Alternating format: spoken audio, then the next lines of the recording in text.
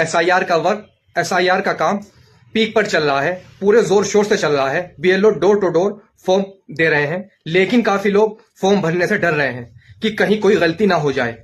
अगर आप भी इसी सोच में हैं कि एसआईआर का फॉर्म कैसे भरा जाएगा, तो ये वीडियो आपके लिए है।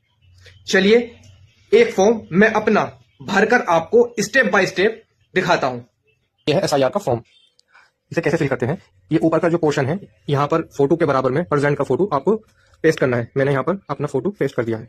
अब यहाँ पर देखिए, ये जो पोर्शन है, ये पोर्शन है, यहाँ पर आपको ये लिखा है जन्म तिथि।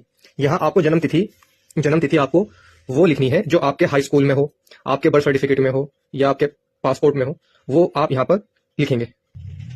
ये मैंने डेट ऑफ बर्थ लिख दिया है। अब ये कहते हैं कि आधार संख्या, अगर आपके पास आधार कार्ड है तो आप यहाँ पर लिख सकते हैं, और नहीं है तो नहीं लिख सकते। लेकिन हमारे पास आधार कार्ड है तो हम यहाँ पर उसका आधार नंबर लिख देते हैं। आधार नंबर लिखने के बाद मोबाइल नंबर, अब हमें अपना मोबाइल नंबर लिखना है। हमने अपना मोबाइल नंबर लिख दिया है। अब यह है पिता अभिभावक का नाम, यहाँ पर हम अपने फादर का नाम लिख देंगे।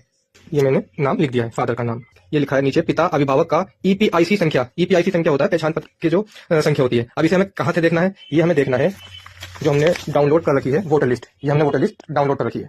अब यहाँ पर देखेंगे कि हमारे पिता का नाम ये रहा, फादर का नाम ये रहा उनके, और यहाँ पर जो ये नंबर है, ये नंबर है, ये नंबर वोटर लिस्ट में से देखकर वहां लिखना है। चलिए मैं लिख देता हूँ। ये मैंने लिख दिया नंबर। अब माता का नाम, अब हमें अपनी मदर का नाम लिखना है।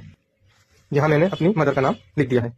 अब यहाँ पर भी कहते हैं माता का ईपीआई संख्या लिखे, अगर हो तो लिख दे, नहीं तो नहीं। लेकिन हम देखते हैं कि हमारे वोटर लिस्ट में है या नहीं। ये है मेरे मदर का नाम, इसके आगे कुछ नहीं लिखा, तो हम कुछ नहीं लिखते, इसे हम ब्लैंक छोड़ देते हैं।